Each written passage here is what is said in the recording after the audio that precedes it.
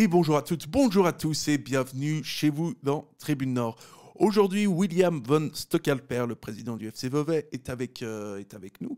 On va donc avec lui évoquer différents points comme la crise du Covid, la difficulté de vivre et surtout de survivre quand on a un club comme le FC Vevey.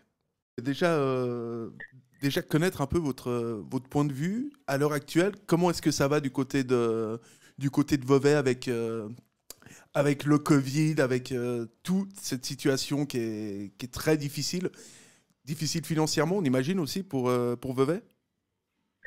Oui, alors c'est clair que c'est pas une situation facile dans le sens où il y a eu quand même 6 mois d'arrêt du football en équipe depuis le mi-octobre. Donc ça, c'est déjà une première chose sportive qui n'était pas facile.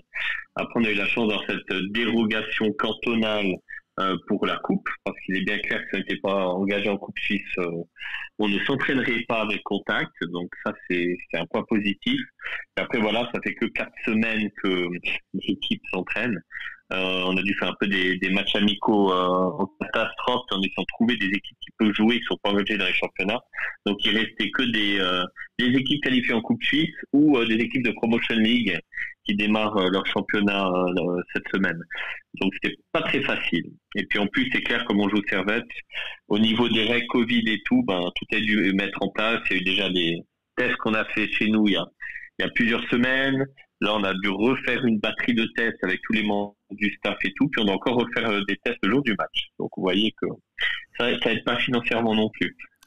Oui, puis on imagine assez aisément que lors du tirage au sort contre Servette pour la Coupe de Suisse, vous aviez dû avoir une sorte de double sentiment. D'un côté, il y a la satisfaction de tomber sur une Super League, et de l'autre côté, il y a cette situation cette situation sanitaire qui est un peu étrange. C'est un peu un double sentiment que vous avez dû avoir lors du tirage. Ouais, tout à fait. C'est vrai que pour nous, c'était le but d'aller si loin en coupe. Il faut pas oublier qu'on a fait 6 matchs pour en arriver là, parce que nous on a des matchs de pré-qualification aussi. Et puis quand on a tiré Servette, on s'est dit c'est formidable, parce qu'il y a aussi beaucoup dans l'histoire entre Vevey et Servette, il y a des belles confrontations et tout. Il y a beaucoup de supporters veveysans qui apprécient beaucoup Servette. On en a aussi du côté servettien qui pense aux belles années 80 avec les deux clubs. Donc ça, c'était vraiment quelque chose de super. Après, bien évidemment, on fait autant de parcours en coupe pour une belle affiche, pour faire une fête du football et avoir beaucoup de monde, parce que Vevey est un club qui est très suivi, qui est quand même le deuxième public du canton de Vaud après le Lausanne Sport. Et puis on savait qu'avec cette période-là, on jouerait à huis clos. Donc c'est d'un côté une belle satisfaction sportivement parlant, une superbe affiche, et de l'autre une déception que c'est un match qui se fera sans spectateurs. Et puis on se dit aussi, on peut pas s'empêcher d'y penser. On se dit qu'entre les deux équipes, entre Servette, qui naturellement étant professionnel a pu continuer son championnat, et Vevey où on a eu quand même une interruption du jeu, on a l'impression que les deux équipes sont très clairement pas dans la même forme physique. Donc c'est difficile. Un match de coupe contre une Super League, c'est difficile en temps normal. Et là, on imagine que ça va être très difficile physiquement. Comment est-ce que le club s'est préparé à cette échéance ? Alors c'est vrai que le club, déjà, il se préparait pour une reprise de championnat depuis des mois. Donc les joueurs avaient quand même des entraînements individuels à faire. Nous, c'est clair qu'on travaille aussi beaucoup technologiquement, parce qu'on a la chance d'avoir 2 entraîneurs professionnels dans l'équipe. Donc c'est des joueurs qui sont suivis par GPS, leur performance, etc., pour éviter que certains, parce que le 90% travaillent, donc on sait ce que c'est avec les charges professionnelles, mais ça a été préparé dans ce sens-là. Et puis dès qu'on a eu le feu vert et cette autorisation, il y avait déjà tout un programme avec plusieurs variantes qui étaient mises en place pour que physiquement on essaie au moins de rattraper déjà par rapport à notre niveau à nous le retard, et après en sachant bien sûr que même le fait de jouer contre une équipe qui est 3 ligues au-dessus est difficile. On savait que pour ça c'est pas très très juste en soi, mais de toute manière c'est une saison normale. Des clubs comme nous de la première ligue ne commencent pas leur championnat avant le mois de mars, et puis le match était prévu en février. Donc là il y avait un peu une incompréhension aussi avec l'ASF, où on avait dit toutes les équipes de première ligue et plus bas qui réussissent l'exploit de rester qualifiées l'année suivante. joueront de toute manière lorsqu'elles n'ont pas fait encore un match officiel. Donc c'est pas facile à ce point de vue-là, mais après on est tellement heureux de le jouer que voilà, ça passerait presque au second plan. Et puis ils vont tout donner. Ouais, ça on n'en doute pas. Il y a quelques joueurs dans l'effectif, notamment Kevin Tsimba qui personnellement me dit quelque chose. Je ne sais pas si ça a parlé aux supporters servétiens. Et donc, moi j'avais également une question sur la procédure de ce match. Parce que voilà, avec cette période qu'on vit, comment est-ce que ça va se passer concrètement pour les joueurs, pour le staff? Quelle va être la procédure finalement Voilà, alors c'est clair que au Stade de Copé, on a de la chance d'avoir une ancienne infrastructure, mais une belle infrastructure qui permet quand même d'accueillir du monde ou de permettre justement en période Covid d'assurer un maximum de la sécurité. Donc c'est quand même un stade qui est entièrement fermé, mais qui est quand même visible de l'extérieur vu qu'il est au centre-ville. Comme beaucoup de petits stades de ces ligues-là.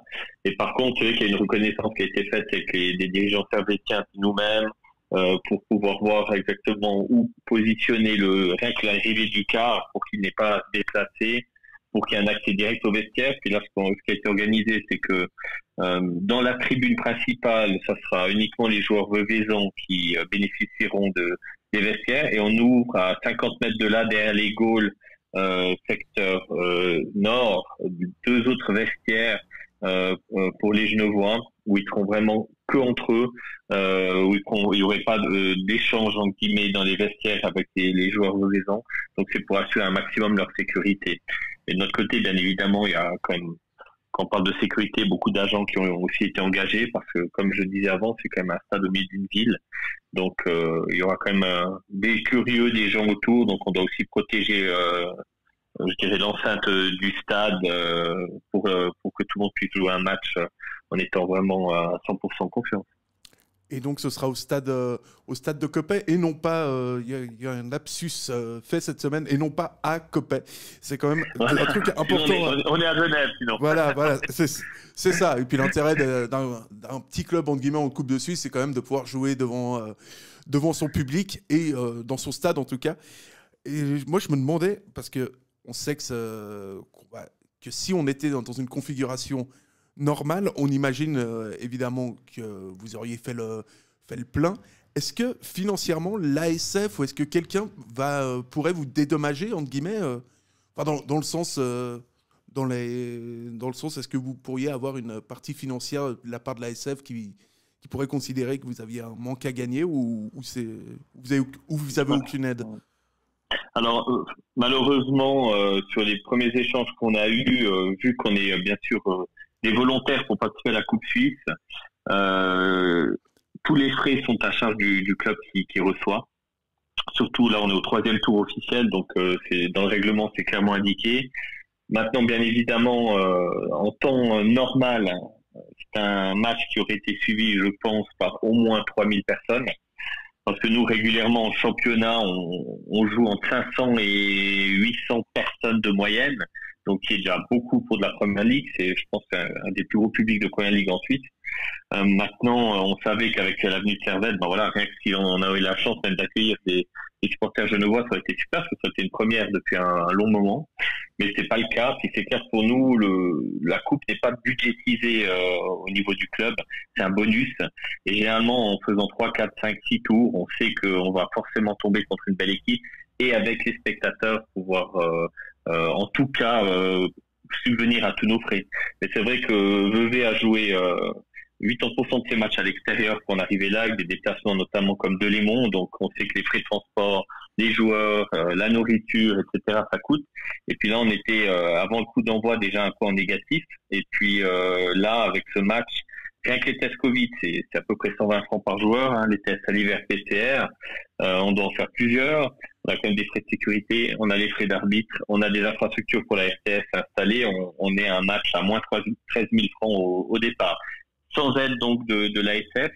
Mais de nouveau, voilà, on en a discuté aussi en interne du comité. Une telle chance de jouer ce 8e historique pour nous face à Servette. Ça n'a pas de prix non plus, donc on a lancé justement ces tickets virtuels qui ont été super bien relayés par par le club de Servette, qui nous a bien aidé. Puis aujourd'hui, on a vendu déjà plus de 500 billets virtuels, donc ça c'est vraiment, ça fait chaud au cœur. Et puis on a aussi bien sûr les traditionnels ballons de match où on va aller gratter un peu à toutes les entreprises, tous les amis partenaires pour qu'on puisse au moins arriver à 0. Donc aujourd'hui, je pense qu'on fera une opération neutre sur ce match à 0, donc c'est une bonne nouvelle. Oui, puis c'est vrai qu'il y a cette opération qui est assez originale et moi franchement l'idée m'a beaucoup plu. C'est ces billets virtuels. Il faut que je vais acheter le mien entre aujourd'hui et le début du match forcément. Ça on n'a pas le choix. C'est gentil. Donc ça c'est vraiment pour qu'on éclaircisse ces choses. C'est une manière très clairement de soutenir Vevey, d'essayer un peu d'alléger la note. Oui, alors vraiment, comme je l'avais expliqué avant, le but d'un match comme ça, quand on peut avoir un bel adversaire, c'est vraiment de pouvoir au moins être à 0. Puis c'est vrai qu'on s'est dit, ben voilà, on a quand même beaucoup de gens qui suivent le club. La solidarité en cette période Covid est importante. Et puis on va tenter l'opération. C'est pour ça qu'on a prévu aussi que n'importe quel billet acheté recevait aussi un petit goodies. Donc ça sera un ouvre-bouteille avec marqué Vevey Servette et la date dessus en souvenir.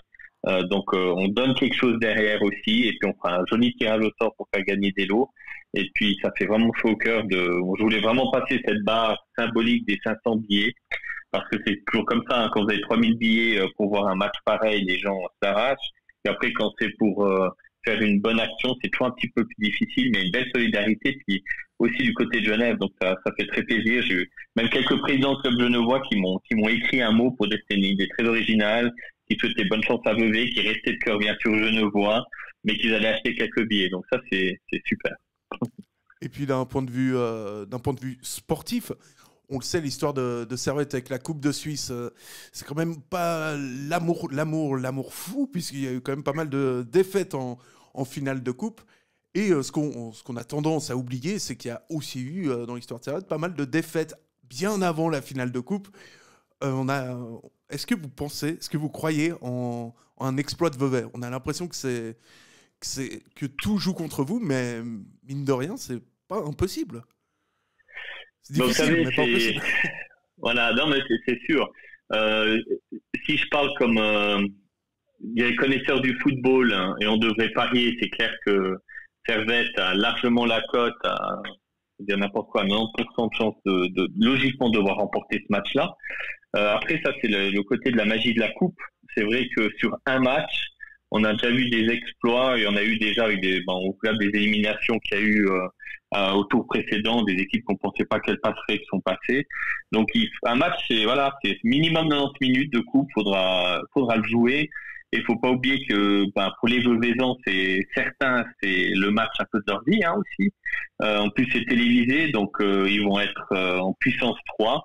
Et c'est clair que si chaque joueur servétien est à 100% de ses capacités, ça le fera. Si quelques-uns seront un petit peu en dessous ou en le prenant, je dirais, un petit peu à la légère, ce que je doute, parce que je connais bien la Gaguerre, et on a déjà fait des matchs amicaux, il va pas nous prendre à la légère. Mais voilà, il y a une chance qui existe toujours. Et moi, comme président, et là, c'est le cœur qui parle, je dis à mes joueurs, bien sûr, messieurs, l'exploit est possible, mais ça dépend que de vous. Donc, faites-vous plaisir, sortez au moins de ce match. Même si on le perd nettement, le plus important, c'est d'avoir fait présenter une belle figure du football de première ligue qui a bien évolué ces dernières années et de sortir en disant, j'ai tout essayé, on n'a pas réussi, là, c'est pas grave. Mais il faut pas avoir de regrets. C'est ça le plus important.